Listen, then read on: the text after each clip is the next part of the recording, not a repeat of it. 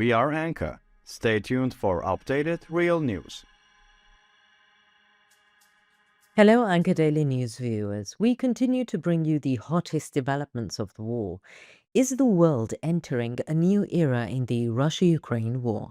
Developments in recent days could radically change the course of the war. The answer to this question lies in the steps taken by the parties.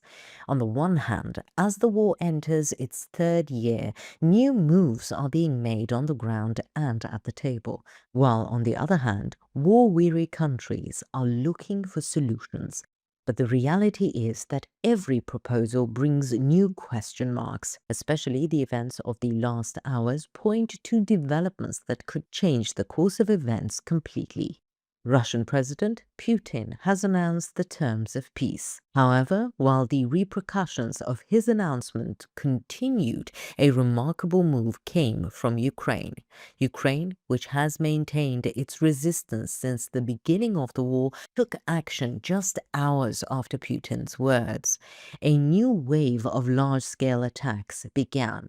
Moreover, these attacks give critical clues about the direction in which the war will evolve in the future.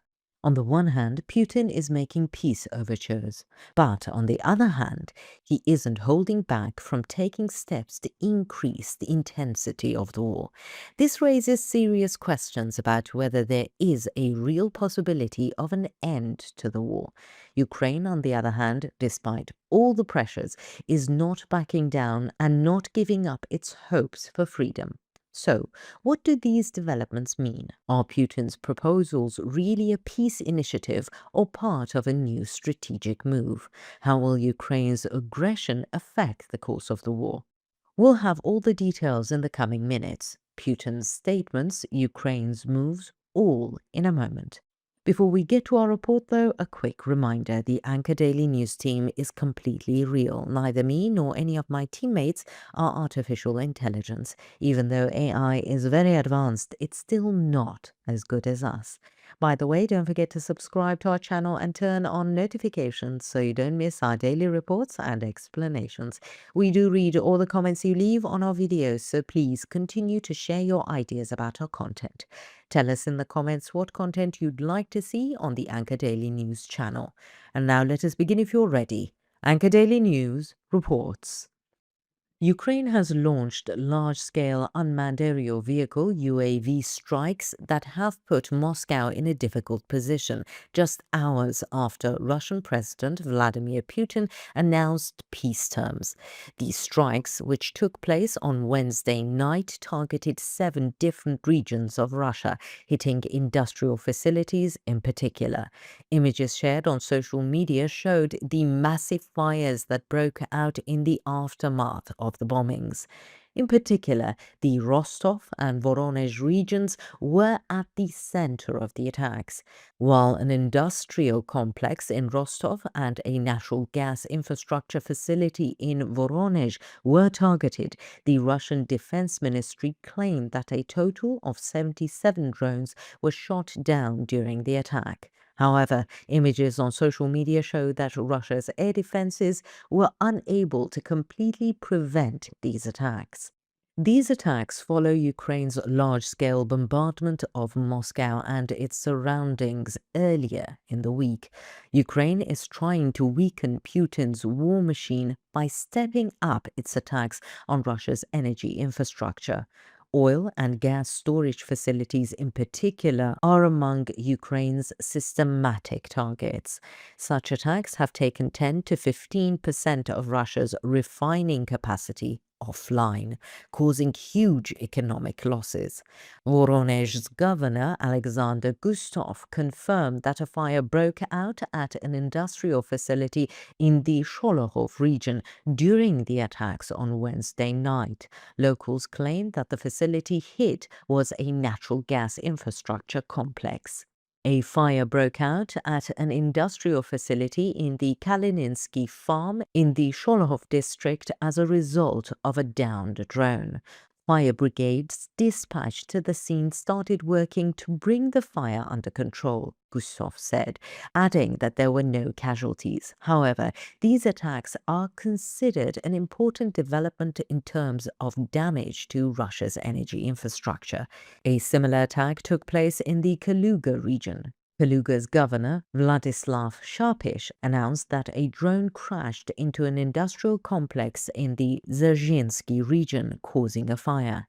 He stated that one person was slightly injured in the incident and that he was given medical attention. Since the beginning of the war, Ukraine has systematically targeted Russia's oil and gas infrastructure in an attempt to put economic pressure on the Kremlin. This strategy seems to be continuing in the latest attacks. Ukraine's drone attacks are severely testing Russia's air defense systems, although the Russian Defense Ministry claims that it has taken intensive measures to protect its airspace. The impact of the attacks and the images reflected on social media show that the situation may be different from the Kremlin's statements. In particular, Ukraine's domestically produced and Western-backed long-range drones are increasing pressure on Russia's energy infrastructure. It's assessed that Ukraine aims to undermine the logistical capacity of the Russian army and put Russia's war economy in an even more difficult situation with these attacks. With the latest attacks, the extent of damage to Russia's energy facilities has increased, and it remains to be seen how the Kremlin will respond to such attacks. How will these bombings, which took place right after Putin's announcement of peace terms, affect the negotiation process? How will Russia develop a defense strategy against Ukraine's growing offensive capacity? Ukraine's recent large-scale drone strikes signal that the war has entered a new phase. These systematic attacks, especially against Russia's energy infrastructure, aim to deal a serious blow to the Kremlin's economic and logistical capacity. The Putin administration has not announced how it will respond to Ukraine's growing military capacity. However, the attacks in recent weeks reveal the inadequacy of Russia's air defense systems. Ukraine aims to raise the cost of war by targeting Russia's energy infrastructure. These attacks, carried out with long-range drones, damage Russia's oil refineries and natural gas facilities, disrupting both industrial production and energy exports. This raises serious questions about the long-term impact on the Russian economy. On the other hand, these attacks, which took place right after Putin's announcement of peace terms, could be a critical turning point for the future of the negotiation process. It remains to be seen how the Kremlin will respond to Ukraine's attacks. Will Russia take tougher military measures against Ukraine's growing drone capacity, or will it develop a new strategy that could change the course of the war? At this point, it remains unclear how the war will shape up in the coming period. As Ukraine's attacks continue, the damage to Russia's energy infrastructure is increasing, leaving Moscow with difficult decisions. In particular, military support from the West and the expansion of Ukraine's drone production capacity could directly affect the long-term dynamics of the war. Do you think such Ukrainian attacks could change the course of the war? Will this systematic pressure on Russia's energy infrastructure force Moscow to back down, or will the Kremlin respond with more drastic measures? Let us know in the comments. We read and care about your points of view.